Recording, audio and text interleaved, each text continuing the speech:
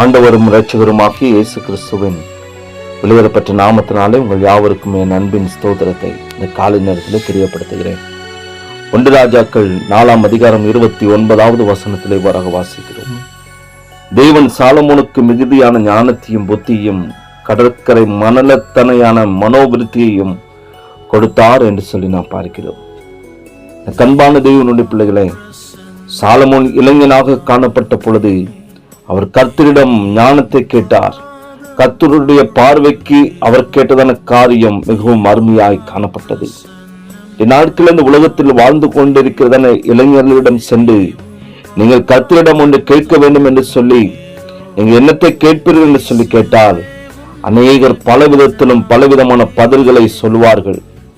சிலர் சொல்லுவார்கள், எனக்கு உயர்ந்த பதவி வேண்டும், எனக்கு நல்ல வேலை வேண்டும், எனக்கு நல்ல ஐஸ்வர்யம் வேண்டும், எனக்கு ஒரு நல்ல வாகனம் வாங்க வேண்டும், நல்ல ஒரு வீடு வாங்க வேண்டும் என்று சொல்லி அநேகர் பலவிதத்திலும் சொல்லுவார்கள். ஆனால் சாலமோன் தன்னுடைய வாலிப வயதிலே கர்த்தரிடம் ஜனங்களை நடத்தும்படிக்கு தேவையான ஞானத்தை கேட்டார். கர்த்தர் அவர் கேட்ட ஞானத்தை கொடுத்தார் என்று சொல்லி நாம் பார்க்கிறோம். சாலமோனுடைய காலத்தில் 2 வெவ்வேறு தாய்க்கு பிறந்ததான 2 பிள்ளைகள். அந்த சம்பவத்தில் சாலமோன் தீர்த்ததான அந்த நியாயத்தை அதை கேட்டு தேவன் அருளின ஞானம் ராஜாவுக்கு உண்டென்று கண்டு சாலமோனுக்கு பயந்தார்கள். சகல கிழக்கத்து புத்திரரின் ஞானத்தையும் எகிப்தியரின் சகல ஞானத்தை பார்க்கிலும் சாலமோனின் ஞானம் சிறந்ததாய் காணப்பட்டது. 3000 நீதிமொழிகளை சொன்னார், 1005 பாடல்களை பாடினார். பூமியின் சகல ராஜாக்களிடத்திலிருந்தும் நானா ஜாதியான ஜனங்களும் அவருடைய ஞானத்தை கேட்கிறதற்கு கடந்து வந்தார்கள். சேபாவின் ராஜஸ்திரி சாலமோனின் ஞானத்தை சோதிப்பதற்கு சாலமோனிடத்திலே விடுகதையை கேட்கிறாள். சாலமோன் அவள் கேட்டவைகள் எல்லாம் விடுவித்தான் என்று சொல்லி பார்க்கிறோம். அவள் சாலமோன் ஞானத்தையும் மற்ற எல்லா விதமான காரியங்களை கண்டு ஆச்சரியத்தால் பிரமிப்படைந்தாள். கண்பான தேவனுடைய பிள்ளைகளை, இந்நாட்களில் காணப்படுகிறதா நாம் ஒவ்வொருவரும் கர்த்தரிடத்தில் ஞானத்தையும் புத்தியையும் மனோவிருத்தியையும் கேட்க வேண்டும் என்று சொல்லி பரிசுத்த ஆவியானவர் வாஞ்சிக்கிறார். அறிவு என்பது பாட புத்தகங்கள் அல்லது மற்ற அநேக புத்தகங்களை படித்து பெற்றுக் கொள்வது மூலமாக அறிவு நமக்கு உண்டாகிறது. ஆனால் ஞானம் என்பது அவது தேவனிடத்திலிருந்து மாத்திரம் நமக்கு கிடைக்கிறதான ஒரு பெரிதான பொக்கிஷமாக காணப்படுகிறது. புத்தியும் கர்த்தரிடத்தில் கேட்க வேண்டும், பகுத்தறிந்து பார்க்கக்கூடிய விசேஷத்த அறிவையும் அவரிடத்தில் கேட்க வேண்டும், மனோவிருத்தியை கேட்க வேண்டும். நம்முடைய கருத்துதான் சரி, மற்றவர்களின் கருத்துக்கள் மூலம் அவர்களை எடுத்து தள்ளத குறுகிய மனப்பான்மை உள்ளவர்களாக நாம் காணப்பட வேண்டும்.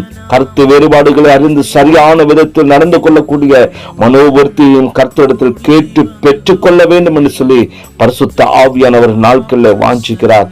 எனக்கு அன்பான தேவனுடைய பிள்ளைகளை, நாம் தேவ சமூகத்தில் கடந்து வரும் பொழுது நாம் எதை கேட்க வேண்டும் என்கிறதான சிந்தனை உள்ளவர்களாக நாம் தேவ சமூகத்தில் கேட்கிறதான பொழுது கர்த்தர் நமக்கு தருகிறவராய் காணப்படுகிறார். நாம் கேட்பதற்கு மேலாக கர்த்தர் நம்முடைய வாழ்க்கையை செய்கிறவராய் காணப்படுகிறார்.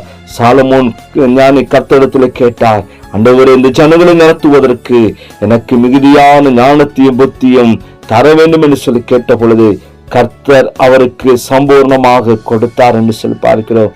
நாம் கர்த்தரிடத்தில் கேட்போம். நாம் கேட்பதற்கு மேலாக கர்த்தர் நமக்கும் எல்லா விதமான ஞானத்தையும் புத்தியும் கிருபைகளும் கர்த்தர் கொடுத்து நம்மை சம்பூர்ணமாய் ஆசீர்வதிப்பதற்கு அவர் வல்லமையுள்ள தேவன். அவருடைய கரத்துல நம்மை அர்ப்பணிப்போம். தேவ கிருபை உங்கள் அனைவரோடும் கூட இருப்பதாக. ஆமென். ஜெபிக்கலாமா? பரிசுத்தமும் இரக்கம் நிறைந்த எங்கள் அன்பின் நல்ல தகப்பனே, அப்ப ஆசீர்வதிக்கப்பட்டதான இந்த காலை வேளைக்காக நாங்கள் நமக்கு நன்றி செலுத்துகிற ஆண்டவரே. கர்த்தாவே, சாலமோன் ஞானி தன்னுடைய வாழ்க்கையில அப்ப அந்த வாலிப நாட்களில் உம்மை நோக்கி வேண்டுதல் செய்த போது அவருக்கு மிகுதியான ஞானத்தை கொடுத்து புத்தியை கொடுத்தீர் ஆண்டவரே. எல்லா விதமான கிருபைகளையும் நீர் கொடுத்தீரப்பா. நாட்கள் ஆண்டவரே உம்மை தேடி கடந்து வந்திருக்கிறோம். உம்மிடத்தில் நாங்கள் இவைகளை கேட்க வேண்டும் என்று சொல்லி பரிசுத்த ஆவியானவர் ஒவ்வொரு நாளும் நீர் எங்களுக்கு போதித்து வழிநடத்துவீராக. அப்பா, தகப்பனாய் காணப்படுகிற உம்மிடத்திலே பிள்ளைகளாய் காணப்படுகிற நாங்கள் கேட்கிற காரியத்தை நீ நிச்சயமாய் தருவீர் என்று சொல்லி நாங்கள் விசுவாசிக்கிறோம். அப்படி தம்முடைய பிள்ளைகளுக்கு கொடுத்து கர்த்தர் ஆசீர்வதிப்பீராக. எல்லா விதமான நன்மை நாளும் கிருபையினாலும் கர்த்தர் நிறைத்து வழி நடத்துங்க. இயேசுவின் நாமத்தில் ஜெபிக்கிறோம் நல்ல பிதாவே.